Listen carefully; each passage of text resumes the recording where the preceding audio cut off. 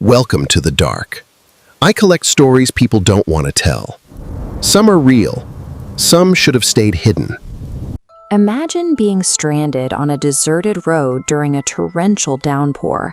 Your car is dead, and you haven't stepped inside a church in years. But when the only structure for miles is an old stone chapel sitting alone on a hill, theology gives way to the need for shelter. The building looks like it's been abandoned for decades, with ancient stone walls and a bell tower that disappears into the storm. Yet, despite the isolation and the lack of any nearby houses, every single stained glass window is glowing with light. Inside, the air is thick with the scent of incense and wet stone. It's silent, except for the ticking of an unseen clock. Rows of wooden pews stretch towards an altar, where candles burn without flickering. Near the entrance, you find a handwritten note pinned to the wall. Desperation and the immediate need for physical shelter have a way of blinding a person to psychological red flags. In the moment, a strange invitation for midnight confessions feels more like a quirky local detail than an active warning. An old, calm voice suddenly breaks the silence from somewhere deep in the church. You're late. The sound leads you to the far end of the sanctuary, where an ancient wooden confession booth sits, looking far older than the building itself. The second you step inside the booth, the environment turns hostile. The heavy wooden door slams shut by itself, and a thick brass lock snaps firmly into place. The handle won't budge. From behind the dark screen, the voice begins an interrogation. It casually lists the money you stole from your mother's purse when you were 11, the lie about your brother's watch, cheating on your finals. It recites every private secret and shameful mistake you've ever hidden. The booth functions as an omniscient trap. It is designed to strip away the comforting illusion that a secret is truly buried just because no one else was in the room to see it. The interrogation takes a turn when the voice mentions a name, Daniel. It describes a lake, a summer afternoon, and a boy calling out while you ran away. A memory you spent 20 years suppressing suddenly breaches the surface of your mind. As you struggle to breathe, something moves behind the screen. An impossibly tall silhouette bulges against the wooden mesh. It's far too large to be a human man, and far too tall to actually fit inside the tiny booth. A flicker of light reveals the priest. It's a grotesque mountain of flesh, made entirely of thousands of overlapping human faces, crying out at once.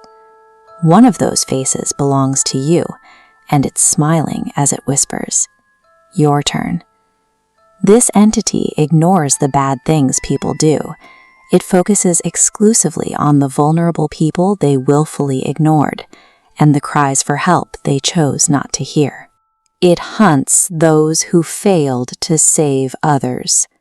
The booth door swings open, revealing that the church has vanished. The building has been replaced by a deep, endless black lake under a sky without stars. The confession booth now sits alone in the middle of the water. Freezing black water floods the booth, reaching your ankles. As it rises, it brings the dead. Pale, spectral faces of drowned men and children drift slowly upward out of the depths, staring toward the surface with open eyes. The creature whispers, "Sins are absences." Above the churning water, fragments of your life appear like projections. Moments where you walked past a homeless man or refused a call from a friend. Hundreds of disembodied hands reach up from the ink-black depths. They grasp at your legs, their cold fingers pulling you down, attempting to drag you into the memories you tried to forget. Guilt accumulates into a physical weight. It is an inescapable unction of regret that eventually pulls the survivor under, regardless of how long they've spent running from the shore. A heavy church bell tolls, but the sound comes from deep beneath the lake. At the sound, every face inside the creature in the booth screams in unison. The thing that was just hunting you is now terrified. A massive crack splits the center of the lake. This revelation clarifies the hierarchy of the abyss. The thousands of screaming faces aren't the judges of your soul. They are eternal prisoners, trapped in the booth to serve a different purpose. Something ancient and gargantuan sleeps beneath the memories and the dead. As the crack widens, an impossibly massive eye opens in the abyss, looking directly at the booth. To the indifferent forces slumbering in the dark, human trauma and regret serve a purely biological function. These deeply personal guilts are a source of sustenance. The eye blinks, and you are suddenly back in your car. You're dry, the rain is hammering the windshield, and the church stands silent and abandoned on the hill, exactly as it was when you first arrived. Your phone buzzes with a new voicemail from an unknown number.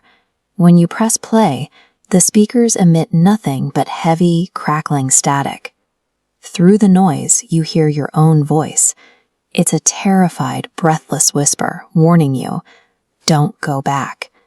The message ends with a final warning. There's something beneath forgiveness. You look at the church windows and see thousands of faces staring back at you, waiting. A repressed memory stays buried in the dark, left to fester until the thing feeding on it is hungry enough to call the survivor back. The booth doesn't forgive sins. It remembers the ones you've forgotten.